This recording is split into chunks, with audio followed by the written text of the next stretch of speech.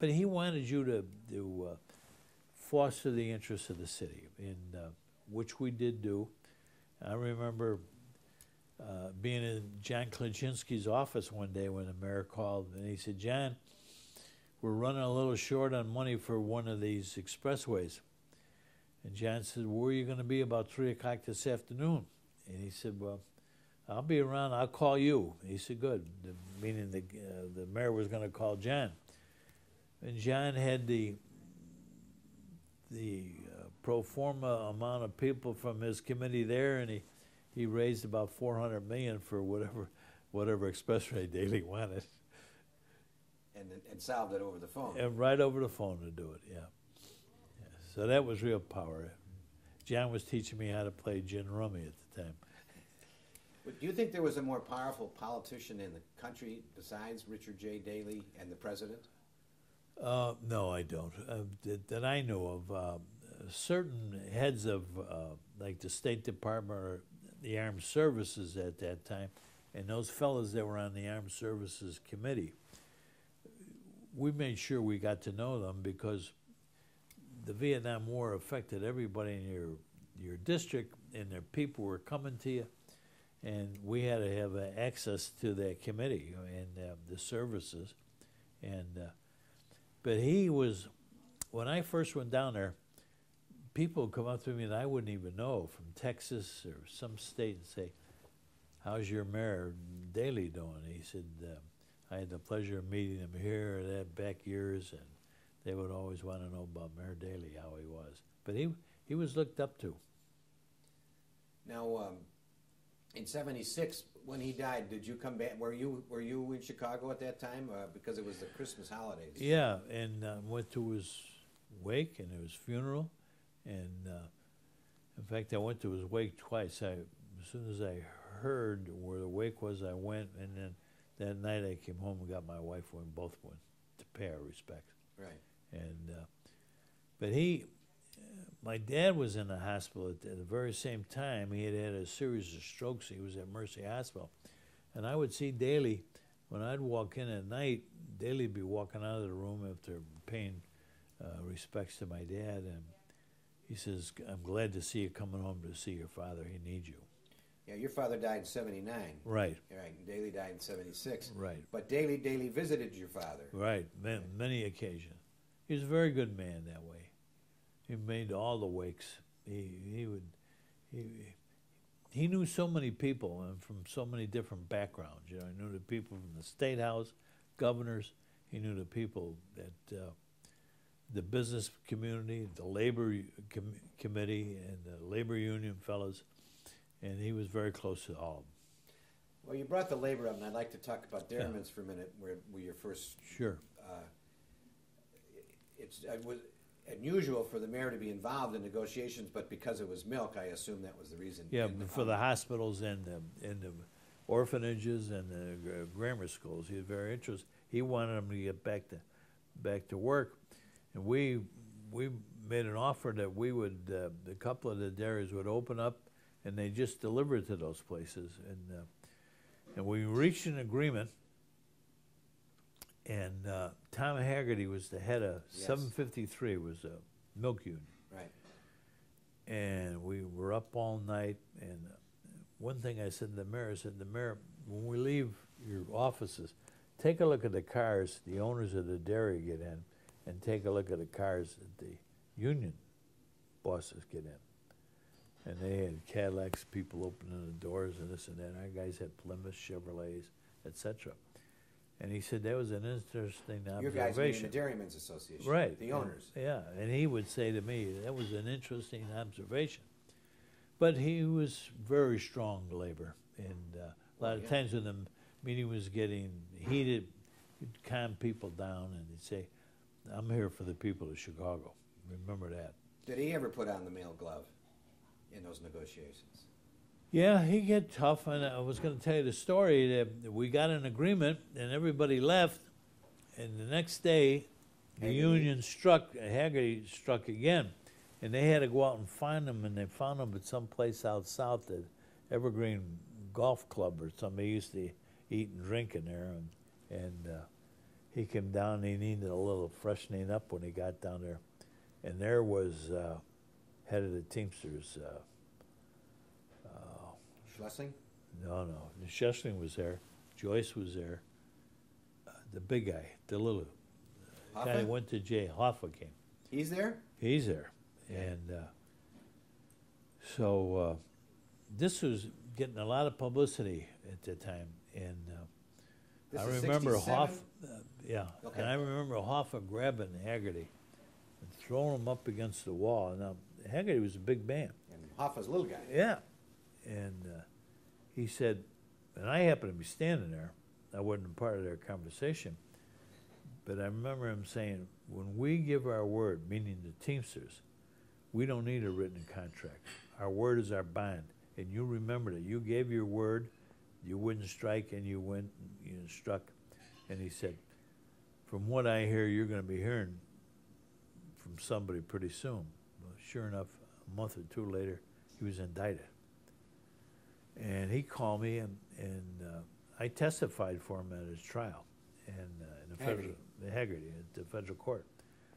And the young prosecutor asked me what were dealings. I said they were all above board. He was never looking for money. He was never looking for favors. He was really out for his people. I said, in my opinion, he went a little overboard, but in his opinion, he was doing the right thing. And I was sad to see him go to jail. He was a good man, I thought. Tough, but a good man. I just thought Haggerty hadn't read that contract, and then in the morning, he woke up in the morning and read it. He realized he had made a bad mistake. He may have, but that was not the way to do remedial work on the contract. We should have done it. Because you were done, and then it was 2 more months before you were finally closed it. Yeah, and then they struck again, and we locked them out again, and went back to battle again. So. But Daley in those meetings was more of a negotiator, you're saying? Yeah, he was a negotiator. He'd divide us up and put us in different rooms. And he must have learned negotiation someplace, because he was an expert at it. He'd do a little here, he'd find out what you could do, what you could take, what your last offer would be. And he was very effective, and he negotiated that final thing, final agreement. And then Hoffa not Hoffa, Haggerty woke up, and as you say, he didn't know what he had done, and so he struck, and then it really broke loose. All the big shots were there. Now, I'd like to talk about one more thing, then we'll take a break. Sure. If you would, Mike. You played a big role in the revitalization of Midway Airport. Right. And I'd like you to talk about that a little bit, and anything that ties Daley into that conversation would be helpful. Yeah, well, when all the airlines left Midway, that affected a lot of people, and I was hearing from a lot of communities as far south as Indiana, southern Illinois, that used Midway Airport. That's because of the jet planes, wasn't it? The jet planes, right. And I think it was opening up the airport, and he wanted to fill up O'Hare while he had the opportunity. So Percy, John Klaczynski, Ralph Metcalf, and myself in Derwinski all start working on the airport. And then somebody came to us, Gillis Long, was on the Rules Committee with me from Louisiana. Said, Morgan, there's a fellow that wants to see you from Texas or Louisiana. And he was the head of Southwest Airlines. And he said, he has a proposition. So they sit down, and we put him with the mayor and told him to go in and see the mayor. And so that's when that came about. And Southwest Airlines was in there. I think Midwest was in there for a while, and then they later folded. Right. And there was a bunch of airlines, but Southwest really opened up Midway. And so your job was to try to bring traffic to Midway. Right. I remember when we first got word that Midway was going to open again, the 4 or 5 of us rented an airplane and flew with all the community leaders from the southwest side, as far east is Indiana and south in Indiana, and we took a ride to Washington and back again, and just to show the feasibility of it. And they, as you can see now, they're two very, very busy airports. Right. And that's where Congressman George Yeah, Collins, who you mentioned earlier, That's crashed. right. Yeah, George was on a United airline, and I was supposed to be on that flight. Oh, you were? Yeah, and the Speaker of the House came to me, and was Carl Albert at the time, and he said, I was on the Select Committee on Crime, and he said, Morgan, I want you to go out to L.A. and take a deposition of Marge Everett. Sure. And so I called Charlene. I said, Char, she wasn't there. She was on her way to school to pick up the kids at Morgan Park Academy where they were going to school. And people were coming up to her, oh, sorry to hear about your husband on that. Yeah, my reservation was still on it. Oh. And I didn't go. George went. Johnny Clues was supposed to go, and he didn't go. And it was the plane we used to always take.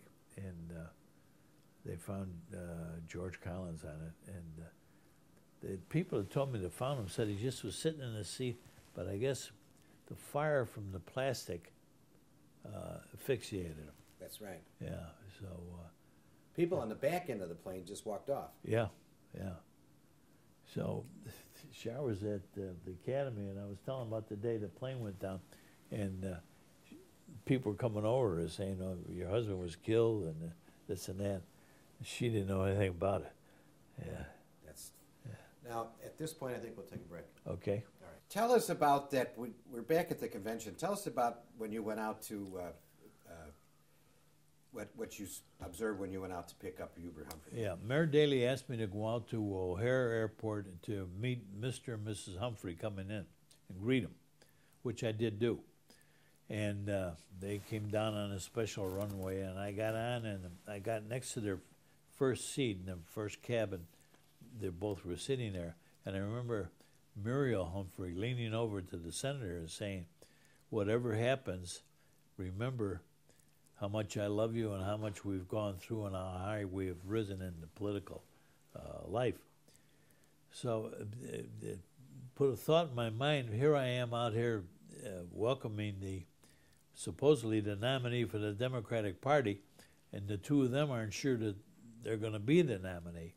So I think later on in conversations with labor leaders and senators and people influential like Mayor Daley, that really Bobby Kennedy was going to win that nomination when he came to Chicago, and that a lot of people had to change their direction in which they were going.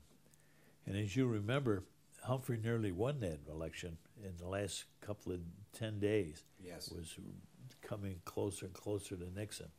And so I think that the fact that people had been set up to work for Bobby Kennedy, as he was coming right to Chicago from California. Yes.